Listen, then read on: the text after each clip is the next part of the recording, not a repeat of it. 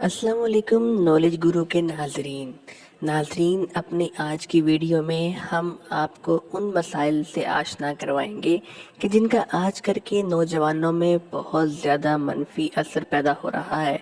आजकल हमारे नौजवानों को एहतलाम की बहुत ज़्यादा शिकायत है।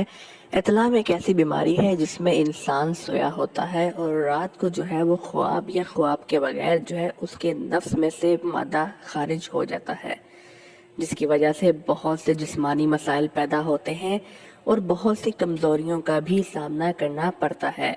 एक मखसूस हद से ज़्यादा इत्लाम का होना या ख्वाब में या सोने के दौरान जो है वो आपके नफ्स से पानी का निकलना आपको बहुत से मसाइल से दोचार कर सकता है। अपनी आज की वीडियो में हम आपको कसरत एहतलाम का इलाज बताएंगे। इससे पहले कि हम अपनी वीडियो में आगे बढ़ें, आपसे गुजारिश है कि हमारे चैनल को सब्सक्राइब कर दीजिएगा।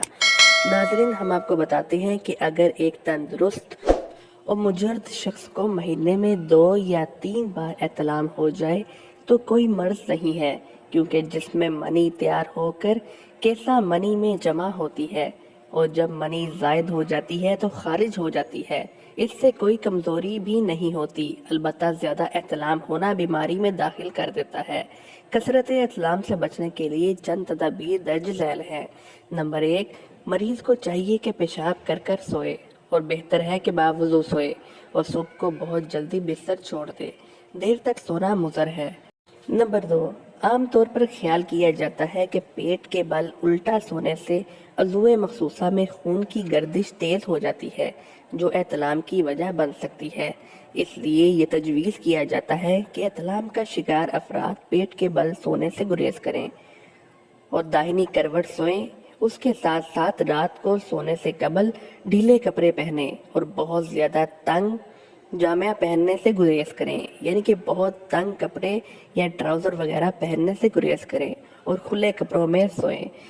नंबर 3, हकीम जॉनलियस का कौल है कि दाहिनी करवट लेटने से एहतलाम कम होता है और सुन्नत भी है। नंबर 4, रात का खाना सोने से कम से कम 1 घंटा कबल खाएं और ज़रा कम ही खाएं, क्योंकि ज़्यादा खाने से और कम वक्त सोने में अगर रह जाए उस वक्त भी आप खाना खाएंगे तो आपको एहतलाम की शिकायत हो सकती है।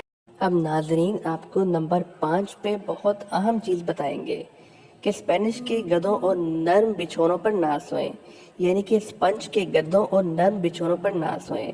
ख्यालात पाक रखें और फ़ाहिश वगैरह चीज़ें सोने से पहले मत देखें, क्योंकि वीडियोस देखने से आपके दिमाग में उनके मुताल्लिक ख्यालात चलते रहते हैं, जो कि शहवत अंगेज़ ख्वाबों की वजह बनते हैं, जिससे बिलाखिर एहतलाम का सामना करना पड़ता है।